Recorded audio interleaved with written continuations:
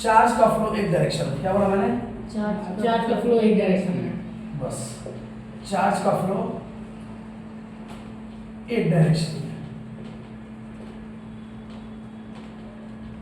Charge का flow एक direction. देखो होता क्या है, जैसे कोई मेटल होता है तो मेटल में कंडक्टर होता है, तो कंडक्टर में होगा क्या तुम्हारे कि इसके अंदर ना फ्री इलेक्ट्रॉन्स, क्या होते हैं इसके अंदर? फ्री इलेक्ट्रॉन्स का मतलब ये हुआ इस कंडक्टर के जो एटम्स है उस एटम में से इलेक्ट्रॉन क्या होता है? बाहर निकल जाते हैं। इलेक्ट्रॉन में से इलेक्ट्रॉन बाहर निकलते हैं, फ्री इसे मूव करते हैं फ्रीली, ठीक है। लेकिन होता क्या है ना बाबू, एक्चुअल में ये मूव तो कर रहे हैं फ्री में, मूव तो कर रहा है आपका चार्ज पार्टिकल फ्री में। देखो चार्ज पार्टिकल मूव कर रहा है,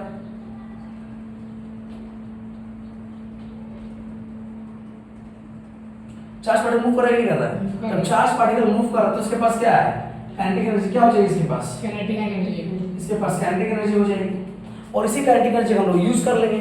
सिंपल सा लॉजिक है। लेकिन होता क्या है, अगर कंडक्टर हम लेंगे विदाउट किसी माने किसी भी कोई भी पोटेंशियल डिफरेंस हम लोग उसके अंदर ऐड नहीं कर रहे, कुछ भी नहीं कर रहे, तो होता क्या है शुरू में कि कंडक्टर के अंदर फ्री इलेक्ट्रॉन तो रहते हैं, लेकिन मेरे भाई वो रैंडम मोशन करते, क्या करते हैं वो?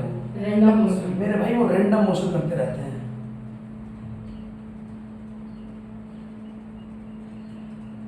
रैंडम मोशन करते हैं, रैंडम, ठीक है, किसी भी डायरेक्शन करते रहते हैं। और जब मैं इनका, अच्छा जाहिर सी बात है इसके अंदर तो एक दो चार्ज पार्टिकल मूव कर नहीं रहे होंगे, माने एक दो इलेक्ट्रॉन मूव कर रहे हैं इसके अंदर? नहीं कर रहे, बहुत सारे करेंगे। तो अगर मैं एक एक करके काइनेटिक एनर्जी निकालूंगा सबको तो मुश्किल है कि नहीं है? तो यहाँ पर जो काइनेटिक एनर्जी निकलेगा, क्या निकलेगा? एवरेज काइनेटिक एनर्जी, मोटा मोटी वैल्यू। यहाँ पर जब एवरेज काइनेटिक एनर्जी तुम्हारा निकालोगे तो ध्यान दो, एवरेज काइनेटिक का फॉर्मूला क्या होता है? 1/2। अब वो क्या होता है?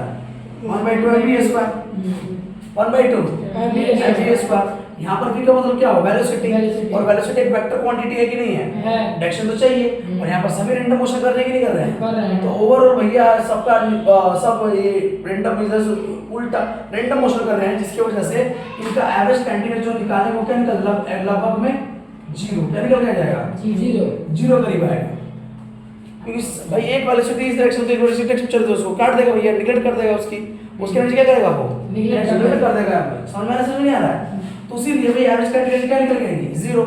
अब दिमाग सारा उपाय क्या है भैया? ये तो तुम्हारा कहने का मतलब चार्ज तो पार्टिकल मूव कर ही रहा है, चार्ज पार्टिकल मूव तो कर ही रहा है, काइनेटिक एनर्जी जिसके पास है लेकिन इस काइनेटिक एनर्जी यूज कर पा रहे हैं हम? नहीं कर पा रहे हैं। ओवरऑल जब निकाल रहे हैं तो क्या निकल चला है? 0। अब उपाय में क्या करना है? उपाय ये करना है, तो मोशन तो करेगा, बात अलग है। इसकी स्पीड में बढ़ा दूं, उसकी वेलोसिटी क्या करूं मैं? इसकी वेलोसिटी बढ़ा दूं मैं, और उसके बाद जिसकी वजह से काइनेटिक एनर्जी 0 हो रहा है वही वजह को हटा दूं। वजह क्या है? Random motion. वजह क्या है? अगर मैं इनको एक ही डायरेक्शन मूव करा दूं, क्या कर दूंगा मैं इनको? एक ही डायरेक्शन मूव करा दूं तो इसका काइनेटिक एनर्जी 0 होगा? नहीं होगा, नहीं ना होगा, अब नहीं होगा। तो इसका काइनेटिक एनर्जी मैं यूज कर सकता हूं जब अगर इस सारे चार्ज पार्टिकल डायरेक्शन में करा दूं मैं, मूव करा दूं, तो उसके तुम्हारी आती है भैया बैटरी। क्या आती है तुम्हारी? बैटरी। अब बैटरी क्या होता है? उसमें वो पोटेंशियल डिफरेंस जनरेट करता है। अभी क्या होता है, आगे एक टॉपिक में पढ़ेंगे वोल्टेज में, किसे पढ़ेंगे हम लोग? वोल्टेज समझ में आ जाएगा। तो अभी बस इतना जानिए, एक इंस्ट्रूमेंट क्या होता है? इंस्ट्रूमेंट होता है, यहाँ पर हम दोनों एंड पे लगाएंगे, उस एंड पे लगाने पे होगा क्या बाबू? यहाँ पर पोटेंशियल डिफरेंस जनरेट होगा, यहाँ पर पोटेंशियल डिफरेंस जनरेट होगा, जिसके वजह से होगा क्या? जो तुम्हारे इलेक्ट्रॉन, जो तुम्हारे क्या है?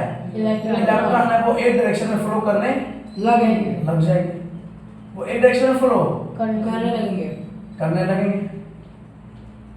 एक डायरेक्शन में फ्लो करने लगेंगे।